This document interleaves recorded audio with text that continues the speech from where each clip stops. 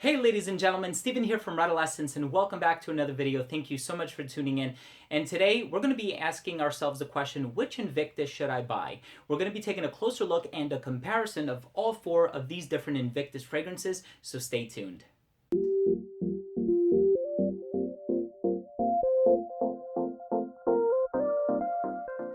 Invictus is a fragrance that has a love-hate relationship in the community. Some people love the fact that it gets so many compliments, it has a mass appeal factor to it, it receives overwhelmingly positive attention, and then of course we also have some people that are just not a fan of the sweeter fragrances.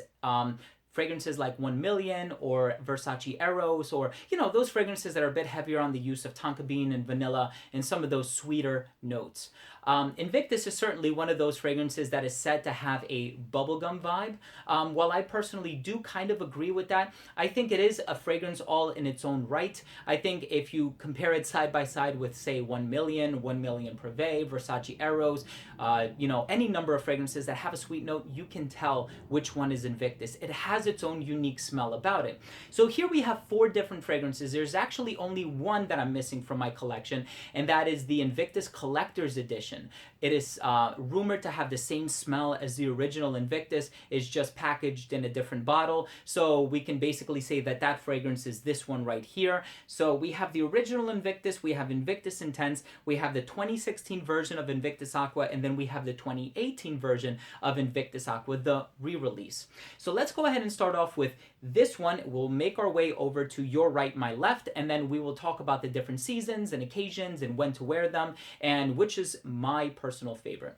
So the original Invictus, this one came out a few years ago. This was, of course, the granddaddy of them all. This is the one that kind of spurned everything else here. The advertising campaign, they went really heavy with it. I'm sure you've seen the commercials. They're still pumping them out on television.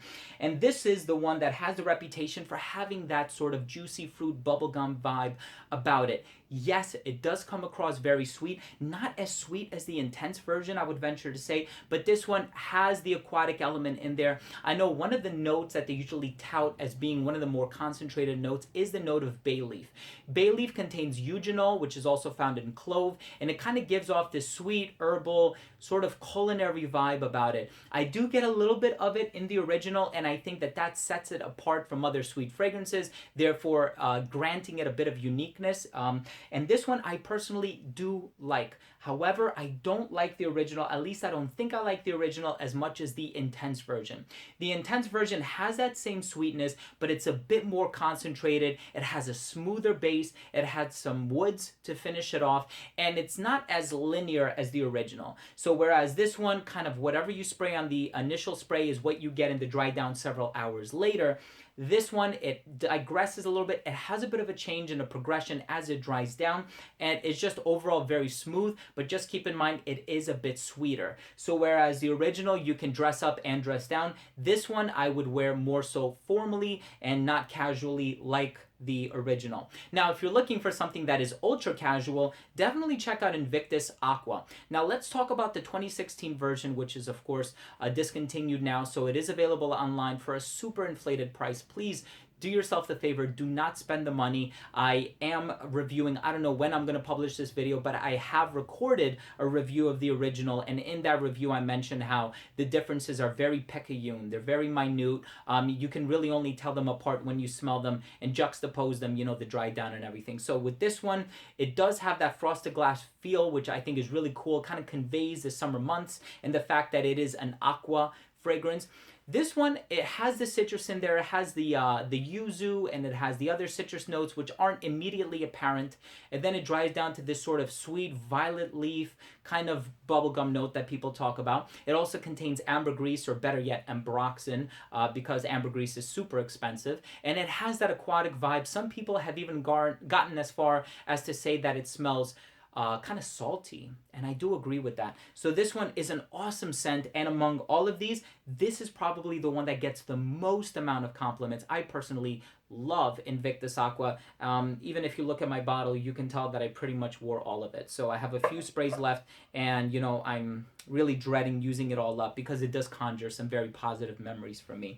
But if we take a look at the newest Invictus Aqua, the 2018 version, the new one smells very similar to the 2016 predecessor, with the exception that probably this one is a bit more aquatic. This one has more of an emphasis on the original Invictus DNA. But other than that, when I smelled them in the air, they both smelled exactly the same to me. So don't fork out several $100s just so you can buy an inflated price version of this one when this one is readily available, with the MSRP being what, like $80, $90.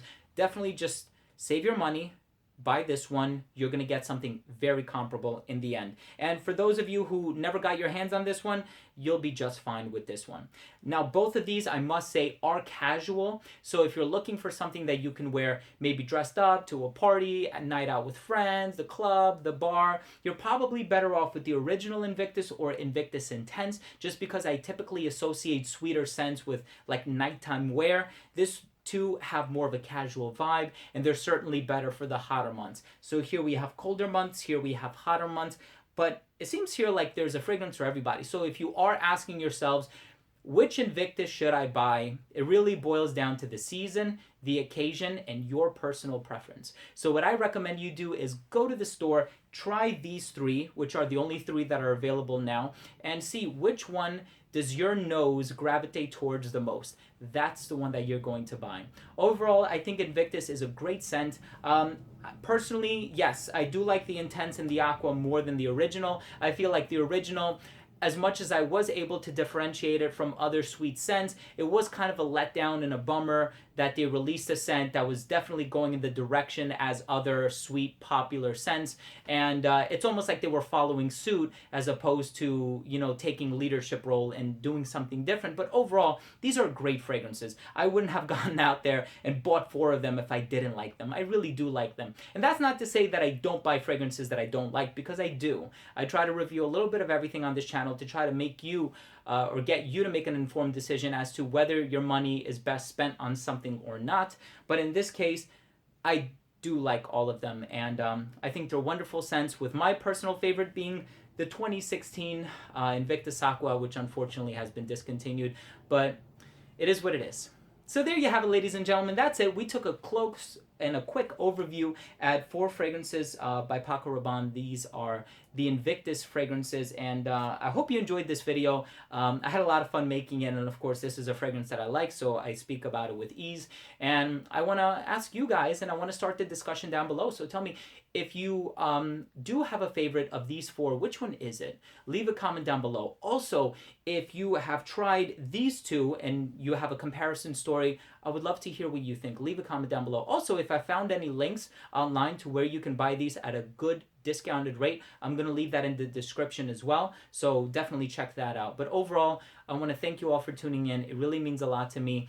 Please don't forget to subscribe for future videos just like these: reviews, top 10s, giveaways, unboxings, and a lot of other fragrance related content among special guests and all of that stuff. And please remember to enable notifications by clicking on that bell icon. This way, whenever I put out a video, you will get that push notification. It will get sent straight to your feed and straight to your phone, so you don't miss any future content. Thanks again. I love you guys, and we'll see you in the next episode. Take care.